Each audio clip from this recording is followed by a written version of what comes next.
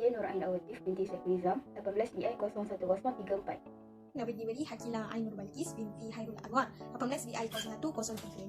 Pada hari ini kumpulan kami akan membentangkan tajuk mengenai penentuan status harta pusaka dalam tuntutan pembahagian harta pusaka orang Islam. Assalamualaikum warahmatullahi wabarakatuh. Nama saya Sakinah binti Nawawi. Nombor matrik 18 BI 01122. Okey, saya akan membentangkan pendahuluan bagi harta pusaka dan situasi Indonesia. Yang pertama adalah harta pusaka ni, pengurusan dan pentadbiran harta pusaka bagi orang yang beragama Islam di Malaysia dilaksanakan oleh tiga agensi, iaitu Mahkamah Tinggi, Seksyen Pentadbiran Pusaka Kecil di bawah Pejabat Ketua Pengarah Tanah dan Galian serta Unit Amanah Raya Berhad. Pengagihan kuasa ini dibuat berdasarkan peruntukan Akta Probek dan Pentadbiran Pusaka 1999, Akta Pusaka Kecil 1995 dan Akta Perbadanan Amanah Raya 1995. Harta pusaka dapat dikategorikan kepada tiga jenis, iaitu harta pusaka kecil, harta pusaka besar iaitu harta pusaka biasa, dan harta pusaka ringkas. Harta pusaka ni takluk kepada harta peninggalan orang yang dah mati, takluk pada jumlah nilai yang ditinggalkan lah.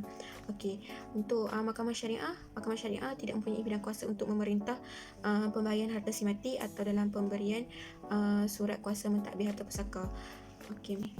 Kemudian peranan Mahkamah Syariah hanyalah pentadbiran harta pusaka mempunyai dua peranan, iaitu secara langsung dan tidak langsung. Perkara ini melibatkan peranan secara langsung Mahkamah Syariah seperti dalam hal berkaitan mengeluarkan sijil faraid atau perakuan ahli waris. Mahkamah Syariah ni hanya mempunyai bidang kuasa yang terhad dalam pentadbiran harta pusaka si mati seperti termaktub dalam Senarai Negeri dalam Senarai 2 Jaduar ke-9 Perlembagaan Persekutuan serta peruntukan enakmen atau Akta Pentadbiran Agama Islam Negeri-Negeri. Definisi harta pusaka menurut Kamus Dewan sebagai harta peninggalan si mati untuk diwarisi oleh ahli keluarganya atau orang lain. Manakala di dalam perundangan Seksyen 2 Enakmen Wasiat Orang Islam Negeri Selangor 1999 pula mentafsirkan bahawa harta pusaka ialah harta peninggalan si mati. Seterusnya mengikut kepada istilah Arab, iaitu harta pusaka dalam bahasa Arab adalah al-miras, yang dari segi bahasanya adalah kekal atau perpindahan sesuatu daripada seseorang kepada seseorang lain. Manakala istilahnya pula ialah sebagai sesuatu yang ditinggalkan oleh si mati daripada harta benda dan waris mempunyai hak untuk mewarisi disebabkan kematian pewarisnya. Seterusnya kita pergi kepada syarat-syarat pewarisan. Syarat-syarat pewarisan ini telah diletakkan oleh Islam untuk membolehkan pewaris mewarisi sesuatu harta daripada si mati. Jika syarat-syarat ini tidak dipenuhi, walaupun rukun-rukun pewarisan itu dipenuhi, pewaris masih tidak layak untuk mewarisi harta pusaka si mati. Antara syarat-syarat pewarisan yang pertamanya ialah kematian pewaris, iaitu kematian ini terbahagi kepada tiga jenis, iaitu kematian hakiki, iaitu kematian sebenar, yang kedua adalah kematian hukmi, iaitu kematian mengikut keputusan mahkamah, dan yang ketiga adalah kematian takdiri, iaitu kematian undayan. Syarat yang kedua ialah kewujudan waris. Waris ini mestilah hidup dan wujud dengan pasti semasa kematian pewaris. Kewujudan waris ini mestilah secara hakiki ataupun takdiri. Jika waris dan pewaris mati bersama-sama dalam satu situasi, maka mereka tidak boleh mewarisi harta satu sama lain, melainkan jika salah seorang daripada mereka mati terlebih dahulu dan kemudian selepas itu seorang lagi mati, maka dalam situasi ini mereka boleh mewarisi harta satu sama lain.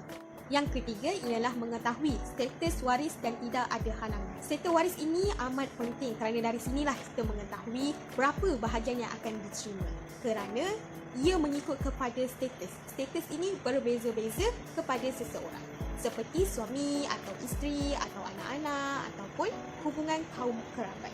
Jadi dalam pewarisan ini, waris hendaklah tidak mempunyai halangan-halangan pewarisan. Terusnya kita pergi pada rukun-rukun pewarisan. Rukun-rukun pewarisan ini ada tiga. Yang pertama adalah al-muwaris. Al-muwaris adalah pewaris yang mati sama ada secara hakiki atau secara hukmi. Iaitu secara hakiki adalah mati yang secara dapat disaksikan atau dibuktikan. Manakala mati secara hukmi ialah kematian yang diputuskan oleh mahkamah berdasarkan kepada punca-punca berlaku sesuatu kematian tersebut. Seperti seseorang itu telah hilang lebih daripada 4 tahun setelah dilakukan pemeriksaan yang sewajarnya. Yang kedua ialah al-waris. Al-waris ini ialah orang yang akan mewarisi harta pewaris dengan wujudnya sebab-sebab pewarisan. waris ini mestilah hidup semasa kematian pewaris, sama ada secara hakiki atau secara takdir. Ketiga ialah al-maurus. Al-maurus ini merupakan harta yang ditinggalkan oleh si mati selepas hak-hak yang berkaitan dengan si mati selesai.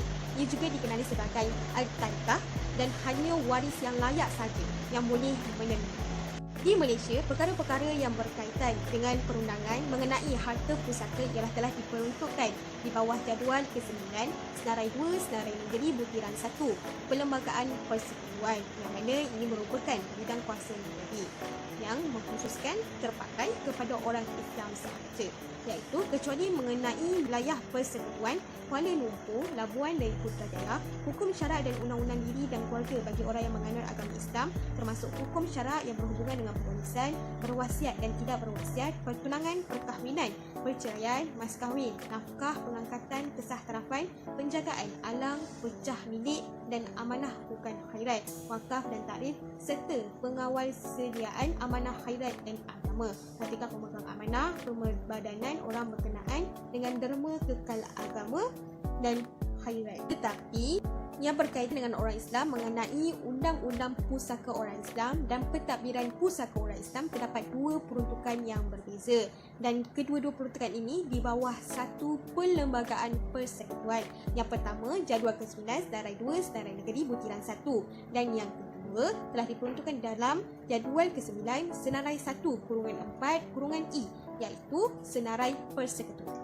Jadual ke-9 Senarai 1/4 I Senarai Persekutuan iaitu Undang-Undang dan Tata Cara Sivil dan Jenayah dan Pentadbiran Keadilan termasuk I tertakluk kepada Perenggan 2 perkara yang peristiwa, iaitu perkara yang disebut dalam Perenggan 1 tidak termasuk Undang-Undang Diri Islam yang berhubungan dengan perkahwinan, perceraian, penjagaan, nafkah, pengangkatan, kesah tarafan, undang-undang keluarga, alang atau pewarisan, berwasiat dan tidak berwasiat. Jadi hal ini dapat disimpulkan bahawa undang-undang pusaka orang Islam seperti faraid ini terletak di bawah bidang kuasa negeri, manakala pentadbiran pusaka orang Islam keadilan ini termasuk di bawah pentadbiran pusaka orang Islam yang terletak di bawah bidang kuasa persekutuan. Disebabkan itu, Parlimen telah meluluskan dua jenis undang-undang pentadbiran pusaka orang Islam dan bukan orang Islam dengan mengubal Akta Probate dan Pentadbiran 1959 dan Akta Harta Pusaka Kecil Pembahagian 1955. Jadi untuk menyelesaikan kes-kes yang berkaitan dengan pusaka orang Islam, Mahkamah Syariah hanya bertindak sebagai kuasa untuk memperakukan dan mengesahkan bahagian-bahagian yang akan diperolehi oleh waris-waris dalam bentuk sijil faraid atau perakuan ahli waris sahaja. Jika di Sabah dan Sarawak, mereka menggunakan bidang kuasa di bawah senarai bersama di bawah Perlembagaan Persekutuan yang mana kerajaan persekutuan dan negeri mempunyai kuasa bersama tentang perkara itu. Terusnya kita melihat kepada jenis-jenis harta pusaka. Yang pertama adalah harta pusaka besar yang mempunyai 3 jenis bahagian. Yang pertama, pusaka berwasiat, iaitu harta pusaka yang ditinggalkan oleh seseorang si mati menerusi wasiat. Yang kedua, pusaka tanpa wasiat, iaitu harta pusaka yang ditinggalkan oleh si mati tanpa membuat apa-apa wasiat. Dan yang ketiga, pusaka separuh tanpa wasiat, iaitu harta pusaka yang ditinggalkan oleh si mati pada sebahagiannya mempunyai wasiat dan sebahagiannya tidak mempunyai wasiat. Jenis yang kedua harta pusaka ialah harta pusaka ringkas yang mana jumlah nilainya tidak melebihi RM600,000 yang terdiri daripada harta alih sahaja yang berpandukan kepada Akta Perbadanan Amanah Raya 1995. Jenis yang terakhir bagi harta pusaka ialah harta pusaka kecil, mana harta pusaka kecil ini tertakluk di bawah Akta Harta Pusaka Kecil Pembahagian 1955. Tafsiran bagi harta pusaka kecil ini telah diperuntukkan di bawah Seksyen 3 Akta Harta Pusaka Kecil Pembahagian 1955 yang memperuntukkan bahawa harta si mati yang meninggalkan harta tak alih iaitu tanah sahaja atau harta tak alih berserta dengan harta alih dan nilai kesemuanya tidak melebihi RM2 juta dan tidak berwasiat mengikut Akta Wasiat 1959 pada tarikh permohonan penyetujuan.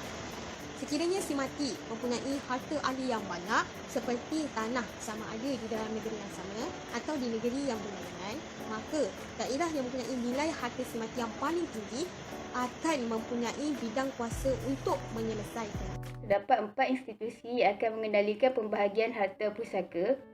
Pertama adalah Jabatan Ketua Pengarah Tanah dan Galian, yang mana bahawa institusi ini ada satu unit yang akan menguruskan harta pusaka kecil, yang mana dikenali sebagai unit pembahagian pusaka kecil di peringkat negeri atau daerah.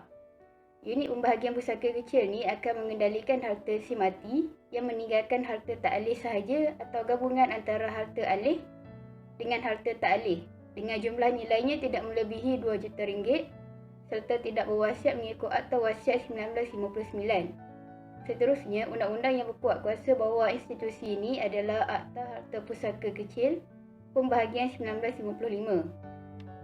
Tuntutan harta pusaka bagi orang Islam atau orang bukan Islam hendaklah dibuat di pejabat pusaka kecil dan juga pejabat tanah di hadapan pegawai penyelesai pusaka. Jadi bagi waris yang nak tuntut harta pusaka si mati ni mestilah tidak melebihi RM2 juta dan diuruskan di pejabat tanah daerah harta si mati terletak. Jika si mati ni dia mempunyai tanah di banyak tempat sama ada di dalam negeri yang sama ataupun negeri yang berlainan dan dia mempunyai nilai harta si mati yang paling tinggi, maka bidang kuasa untuk menyelesaikannya tu terdapat dekat negeri tersebut lah. Yang kedua adalah Amanah Raya Berhad, yang mana institusi ini akan menguruskan harta pusaka ringkas yang akan mengendalikan harta si mati yang hanya meninggalkan harta alih sahaja dan nilainya tidak melebihi RM600,000 berpandukan kepada Akta Perbadanan Amanah Raya 1995. Institusi ini dia mempunyai kuasa untuk failkan petisyen di Pejabat Tanah dan Galian, unit pembahagian pusaka kecil, untuk dilantik sebagai pentadbir serta mendapatkan perintah pembahagian bagi harta pusaka yang mengandungi harta tak alih dan juga harta alih ataupun harta tak alih sahaja dan nilai dia tidak melebihi RM600,000. Institusi ini juga dia boleh failkan petisyen kepada Mahkamah Tinggi Sivil untuk mendapatkan surat kuasa probat dan juga surat kuasa tadbir. Untuk buat tuntutan bahawa harta pusaka ni dia hendaklah diuruskan dengan mengisi borang permohonan mentadbir harta pusaka serta melampirkan beberapa dokumen seperti bukti kematian, sijil faroid, bukti pemilikan harta si mati dan juga dokumen-dokumen lain yang berkaitan. Penyiasatan dan pengesahan hak milik harta si mati ini akan dijalankan serta surat kuasa tadbir tersebut akan dikeluarkan. Kemudian harta pusaka tersebut akan dikumpulkan serta dibahagikan kepada waris-waris setelah hutang-hutang dan wasiat si mati diselesaikan. Yang ketiga adalah Mahkamah Tinggi Sivil, yang mana institusi ini dia akan menguruskan harta pusaka besar yang akan mengendalikan harta si mati yang meninggalkan harta tak alih atau harta alih yang nilainya melebihi RM2 juta atau harta berwasiat bagi orang bukan Islam walaupun nilainya kurang daripada RM2 juta. Institusi ini dia akan mengendalikan kes-kes rayuan di bawah Seksyen 29 Akta Harta Pusaka Kecil Pembahagian 1955. Manakala undang-undang yang berkuat kuasa adalah Akta Probat dan Pentadbiran 1959. Orang yang diberi surat kuasa tadbir oleh mahkamah hanya rasmi menjadi pentadbir sesuatu pusaka setelah ianya mengambil surat kuasa tadbir dan surat tersebut tidak akan dikeluarkan oleh pemohon setelah dia berjaya mendapat penjamin untuk tanda tangani suatu bond. Seseorang pemegang surat kuasa tadbir ni dia bertanggungjawab untuk mengumpul segala harta peninggalan si mati, termasuk memungut hutang-hutang si mati, membayar hutang-hutang si mati, membayar cukai-cukai harta si mati mengikut undang-undang dan juga mempunyai kuasa mendakwa dan tanggungan didakwa berkenaan dengan harta dan hutang piutang si mati. Selalunya bagi tuntutan harta pusaka besar ni, seorang peguam akan dilantik untuk membantu dan menguruskan tuntutan harta pusaka tersebut serta mendapatkan surat kuasa wasiat ataupun surat kuasa tadbir. Jadi hal ni kerana urusan yang berkaitan dengan muamalat pada masa sekarang adalah rumit dan juga kompleks serta makan masa yang lama untuk diselesaikan. Yang keempat adalah Mahkamah Syariah, yang mana institusi ini dia akan mengendalikan kes-kes penentuan waris dan bahagian setiap seorang waris yang telah dikeluarkan dalam sijil faroid. Ini adalah berdasarkan kepada enakmen pentadbiran agama Islam negeri-negeri atau pentadbiran Undang-Undang Islam Wilayah-Wilayah Persekutuan 1993. Mahkamah Syariah ni dia mempunyai bidang kuasa dalam hal berkaitan dengan wasiat, hibah, wakaf, saftara anak, perkahwinan, harta sepencarian dan juga nasab. Yang mana semua ni mempunyai hubung yang rapat. Bahkan kerjasama Mahkamah Syariah juga berkaitan dengan perkara-perkara yang mempengaruhi pembagian harta pusaka tersebut lah. Mahkamah Syariah ni mempunyai kuasa untuk keluarkan sijil faroid kepada pemohon yang membuat tuntutan segala jenis harta pusaka. Kebiasaannya, waris-waris yang tuntut harta pusaka bawah ni, dia akan melantik peguam dan seterusnya peguam tersebut akan daftarkan kes tuntutan harta pusaka serta uruskannya di Mahkamah Syariah. Sehinggalah Mahkamah Syariah tu keluarkan sijil faroid yang mana sijil tersebut akan menyertakan waris-waris yang berhak serta bahagian-bahagian waris untuk dibahagikan. Termasuk kepada penentuan status harta pusaka dalam tuntutan pembahagian harta pusaka orang Islam. Isu dalam proses pentadbiran harta orang Islam, penentu harta pusaka. Mengenal pasti harta si mati yang dimaksudkan atau dikategorikan sebagai harta pusaka sama ada dalam bentuk harta alih ataupun harta talih. Sebelum harta yang ditinggalkan menjadi harta pusaka, perlu dipastikan beberapa perkara, iaitu yang pertama, selepas ditolak belanja kematian atau perbelanjaan menguruskan jenazah. Perbelanjaan menguruskan jenazah diambil dari harta si mati, seperti pembelian peralatan kafan, keranda upah mandi jenazah, menggali kubur dan lain-lain lagi. Yang kedua, perlu dipastikan hutang si mati selesai terlebih dahulu.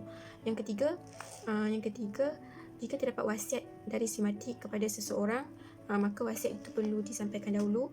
Kemudian yang keempat, hibah. Yang kelima, harta sepencarian. Harta sepencarian ni contohnya suami meninggalkan isteri, maka isteri tu boleh menuntut harta sepencarian terlebih dahulu sebelum menuntut harta pusaka lah, sebab harta sepencarian tu tidak termasuk dengan harta pusaka.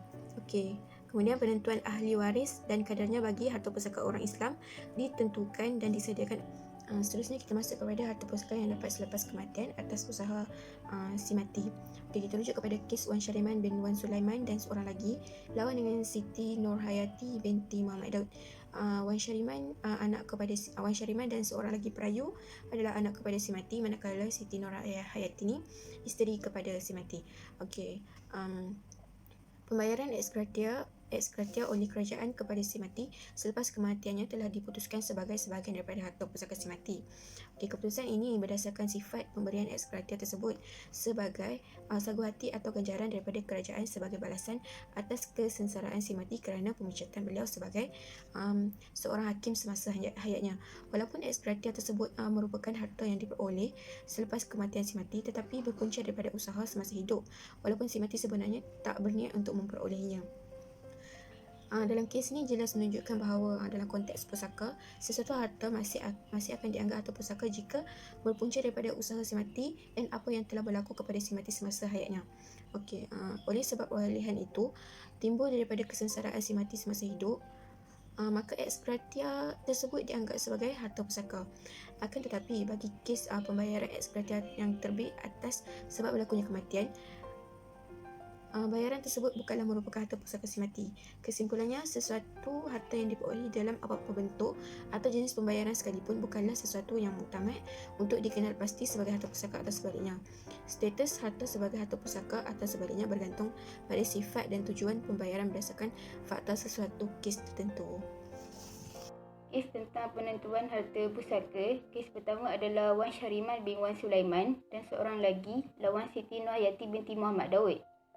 Dalam kes ni, anak-anak lelaki kepada si mati melalui perkahwinan pertamanya telah memulakan tindakan di Mahkamah Tinggi Syariah Kuala Lumpur terhadap balu si mati untuk dapatkan suatu deklarasi bahawa wang ex gratia yang dibayar oleh kerajaan kepada si mati merupakan sebahagian harta si mati dan perlu dibahagikan antara waris menurut faroid. Si mati ni pada dahulunya dia merupakan seorang bekas hakim mahkamah sivil. Mahkamah Tinggi Syariah telah menolak permohonan anak-anak lelaki tersebut dan putuskan bahawa wang ex gratia berkenaan diperoleh dengan usaha si mati semasa hidup. Dan si mati ini tidak pernah buat apa-apa tuntutan kepada kerajaan bagi mendapatkan wang berkenaan.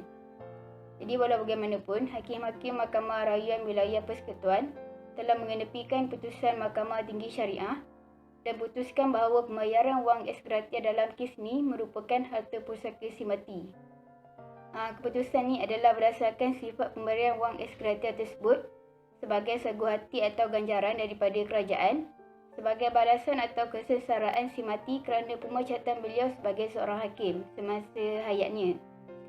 Oleh demikian, walaupun wang ex gratia tersebut merupakan harta yang diperoleh selepas kematian si mati, tetapi ia berpunca daripada usaha semasa hidup walaupun si mati sebenarnya tidak berniat untuk memperolehnya.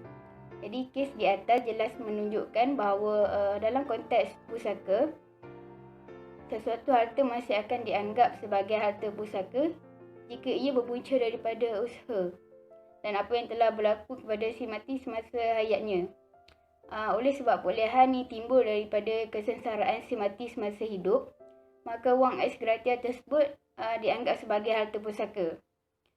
Akan tetapi, bagi kes pembayaran wang ex gratia yang terbit daripada sebab berlakunya kematian ni, bayaran tersebut bukanlah merupakan harta pusaka si mati. Jadi kesimpulan daripada kes ni, sesuatu harta yang diperoleh dalam apa-apa bentuk ataupun jenis pembayaran sekalipun, dia bukanlah sesuatu yang muktamad untuk dikenal pasti sebagai harta pusaka ataupun sebaliknya. Status sebagai harta pusaka atau sebaliknya bergantung pada sifat dan tujuan pembayaran berdasarkan faktor sesuatu kes tertentu. Kes yang kedua adalah Eswari Wisobalingam lawan kerajaan Malaysia. Si isteri iaitu Eswari yang masih beragama Hindu telah buat tuntutan untuk warisi wang pencen suaminya, iaitu seorang saudara baru ataupun mu'alaf yang telah meninggal dunia. Oleh kerana tiada petisi pembubaran perkahwinan pernah dibuat, maka mahkamah putuskan bahawa perkahwinan tersebut masih dianggap wujud dan berterusan sehingga melayakkan si isteri untuk terima pencen suaminya berdasarkan Seksyen 4 Pension Adjustment Amendment Act 1983 dan Seksyen 15 Akta Pencen 1980. Hak sebagai seorang bekas isteri untuk warisi wang pencen peninggalan bekas suaminya telah diputuskan sebagai satu hak di bawah statut tanpa kira perbezaan agama. Walau bagaimanapun, kedudukan undang-undang dan juga kuasa mahkamah sivil ni dia boleh mengundang konflik dan juga tuntutan bertindih apabila sekiranya saudara baru ataupun mu'alaf tersebut dia telah berkahwin lain selepas memeluk agama Islam dan isteri barunya turut menuntut hak daripada wang pencen tersebut. Sepatutnya mahkamah dia putuskan bahawa perkahwinan tersebut telah pun tamat dan pada masa yang sama, bekas isteri masih mendapat hak ke atas wang pencen tersebut sebagai waris tanggungan. Namun fatwa diputuskan oleh Mufti Wilayah Persekutuan menyatakan pencen adalah termasuk dalam harta pusaka dan Eswari Wisobalingam tidak berhak ke atas wang pencen tersebut. Fatwa ni berbeza dengan keputusan Muzakarah Jawatankuasa Fatwa kali ke-21 yang mana dia memutuskan bahawa ganjaran terbitan wang pencen terbitan dan wang sagu hati bukanlah harta pusaka dan tidak tertakluk kepada hukum faraid kerana wang tersebut adalah terbit selepas berlakunya kematian. Jadi oleh itu, wang atau pembayaran tersebut bukanlah harta pusaka dan harus diwarisi oleh waris tanggungan iaitu waris yang ditanggung nafkah oleh si mati semasa hidupnya, sama ada mereka mempunyai hubungan nasab dengan si mati ataupun tidak, seperti isteri, anak-anak ataupun anak angkat. So, fatwa ni diputuskan sebagai sandaran kepada Seksyen 11 kurungan 1 Akta Perhitungan Semula Pencen 1980 yang memperuntukkan bahawa pencen terbitan atau pencen tanggungan adalah menjadi hak balu anak-anak serta ibu dan bapa dengan keadaan keutamaan diberikan kepada isteri dan anak-anak menurut kepada Seksyen 11 tadilah. Jadi pentafsiran ni menjadikan waris tanggungan yang bukan beragama Islam juga berhak mendapat harta peninggalan dalam bentuk tanggungan pencen seperti bagi tujuan nafkah dan juga sara hidup.